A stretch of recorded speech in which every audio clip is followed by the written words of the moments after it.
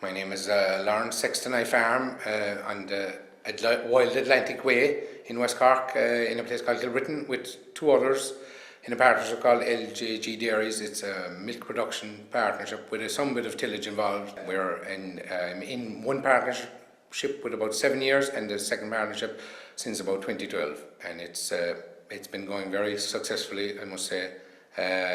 It's meant a whole sea change in our work-life balance, I suppose, in the fact that you can get time off and go away from the farm and not worry about what happens on the farm when you go, because you know things will be done as they should be done. So I was milking about 60 cows, and very soon I got involved with a discussion group, which John also was involved in, my first partner, John Hellesy.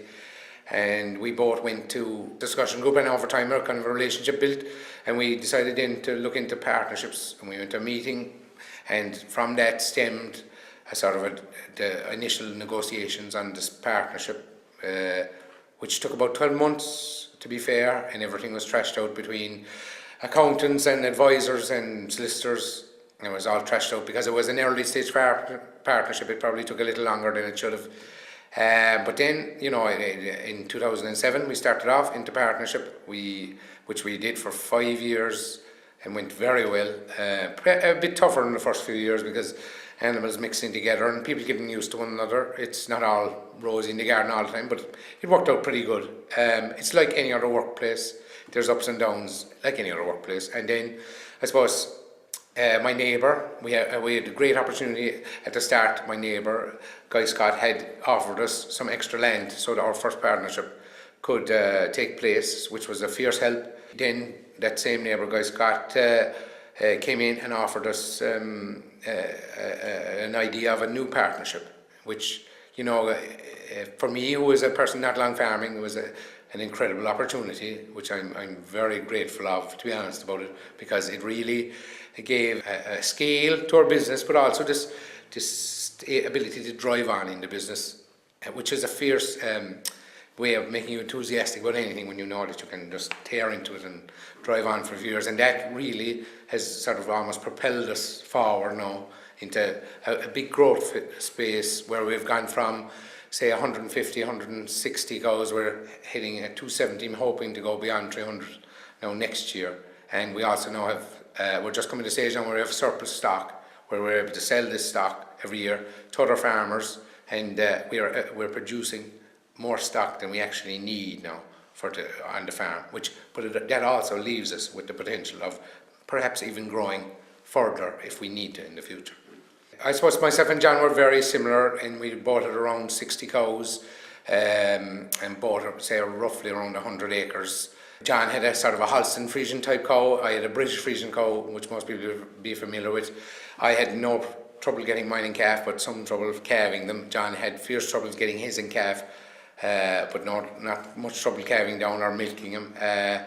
And Guy was more of a beef tillage man, and he had suckler cows, and he had, I suppose, about 200 acres odd next to me, right on my bounds ditch, literally 150 yards from my milking parlour. And that first bit of ground that he gave us, I think around 40 or 50 acres, meant that our partnership could happen on my farm, because I had more acres available to the cows then, so we were able to put the two herds together, and that made the difference at the start. And then subsequently, when we came along in 2012, it more or less, we'll say, fitted like a glove, the second partnership, because the next bit of land was just across the road, and it's adjoining that initial 50 or 60 acres, and that has made an awful difference. We can really push ahead now. It's only a matter of joining on another piece of farm roadway onto another one, and it's like almost seamless into the next stage. Guy came with no dairy experience, but he has a lot of experience as a farmer, and of the ups and downs of farming, which there are many, and he understands about livestock and how they can go for you or against you, depending on weather conditions in any year. And he also understands the price of the product we're selling, because he understands that he's dealt in the beef and tillage industry, and those products do go up and down, just like milk. Maybe not all at the same time, but they do go up and down. So you must learn to farm in that way. And I suppose because of that, the partnership has worked out better because he has understood the ups and downs, and it's not just, shall we say, it's not just valuing his asset at a certain figure. It's much more than that. And also we have learned a lot from his experience in tillage and beef, and the ground he has, and how to farm it. It's all these things do count for an awful lot. As I said before, the skills that people bring are far more important than often the assets they bring.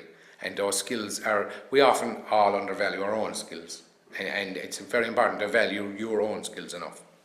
On the dairy side, myself and John basically divide up the workload 50-50 up to now. But I suppose now we are bringing in more help on that side of it. On the tillage side, Guy looks after the tillage side. We don't really do very little to do with it. Obviously, if there's something that can be done that's because we have the machinery for it, we do join up for those sort of things, but more or less we don't really have much to do with that side. But that suits us and it suits him. On the dairy side then, we have up to now, we have milked, say, every second week on, week off, for the last 5 years, until last year. So that meant you had a week off of milking and a week on of milking, and you'd be amazed how much you'd actually enjoy milking for a week rather than doing all those other jobs.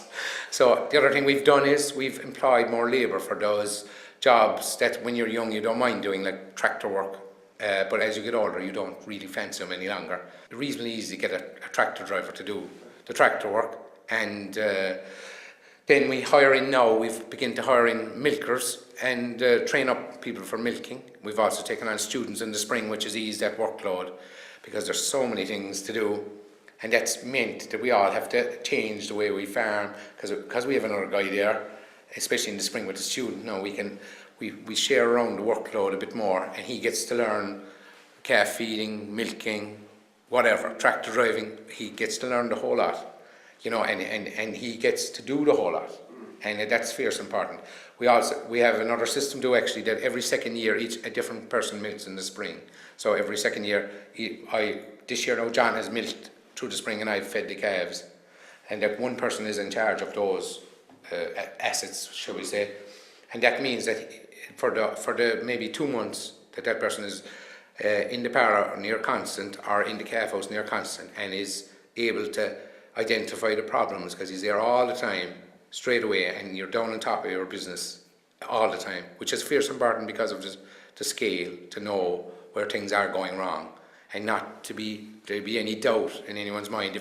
If I was handing over from you, if I was getting the cows this evening from John this morning, and there was a crisis this morning, I mightn't know the true extent of it, whereas John can deal with the crisis because he's there all the time. And I can, the same in the calf house this year. Next year I'll be back milking in the parlour for the spring, and that has worked incredibly well, I must say. Regarding the building of more infrastructure, the most important thing is to make sure you put it on the right block. So in our case, the right block was where the most land was available in the one block to us, which was between my place and a part of Guy Scott, my neighbour's place.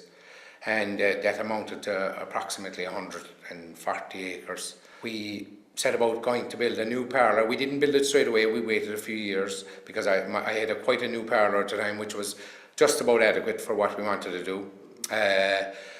Then we went around and searched and saw, and took days off to go and find new parlours, and we milked in, I suppose, 10 or 15 different parlours ourselves with different farmers, got them to tell us the ups and downs, and then we decided on the parlour, and we decided where it was going in my place.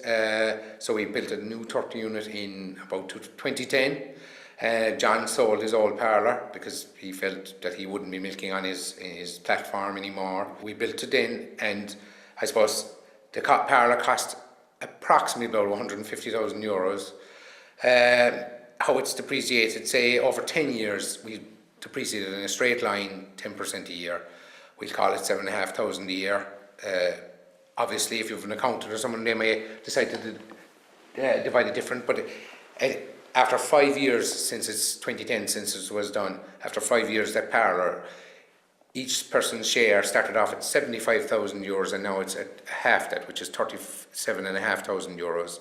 That if the partnership broke up tomorrow morning, that I would owe that €37,500 to John, because that's his money as such, and that's money he has put in. So I mean, there are things you must realise when you go into this. But I would say to people that a condition to all that is the larger the amount of capital being put in, perhaps the length of time that you depreciate can be lengthened even over 10 years. But if it's a smaller amount of capital, say a €20,000 calf house or something, then that definitely could go in a much shorter time, because really there are no assets out of that can be resold. A milking parlour could possibly be resold even after 5 years, which could be worth 30,000. It could be worth more, I don't know. But you just have to take cognizance of them, and it's important to not be afraid of good advice from professionals. If you have good accountants or good advisors, then use them, and don't be afraid of using them, and don't be letting yourself in doubt. Oftentimes we worry about things that never actually come to fruition, and it's very important to be clear in your own mind. And if someone says 10 years and you feel that's too long or too short, say it out, and that's how things are decided and trashed out, and the other person may say that wouldn't be fair to me, and that's okay, we'll trash it out, and make sure you're decided before you do anything. And it usually doesn't take very long to decide these things, you know. How the partnership has worked out so well, I suppose, is down to a few things. I suppose a great thing, and it's amazing. I find it amazing about partnerships that when one works out well, no one ever mentions the money. And it's a very important thing at the start to have it worked out and not worry about it.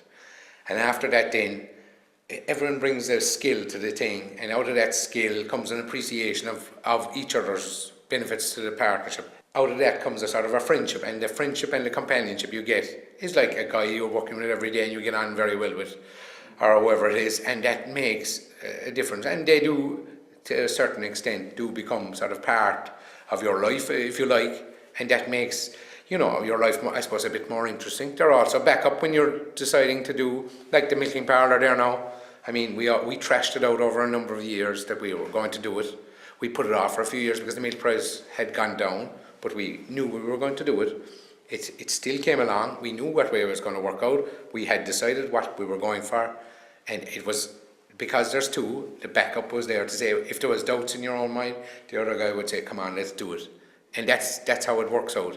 And everything, I'd say, in our partnership is debated out, even with Guy, now the new partner. We're continuously, I suppose, all throwing ideas at one another to get more out of what we're doing, and maybe get more out, and maybe work a bit less too. And that's an important part of it, that, you know, as you move on and get older, that you can sort of take a step back. When you go on holidays, I wouldn't even have to ring. As I said to someone, someone got quite insulted one day, what do you do when you go away? And I says, I ring to see is John alive halfway through the week, because I know I have nothing to worry about. You know, and that is honestly how it works, because there is nothing to worry about, because you know, you've worked with them every day of the week, you know that they're good at what they do, and you don't have to worry, you know, and that's a fierce thing, you know, and it's fierce important to. It's also fierce, and another thing is that we're all human beings, and we have ups and down times in our life when maybe we're not going as hard and things aren't as easy for us and we don't do as much, but we also throw our shoulder behind the wheel other times, and everyone is like that. And as I said, I've had my up times and down times, and John has, and Guy has, and there's no problem. You know, that's normal human behaviour. You just have to get used to it, you know, and that's okay. It's a normal workplace at the end of the day.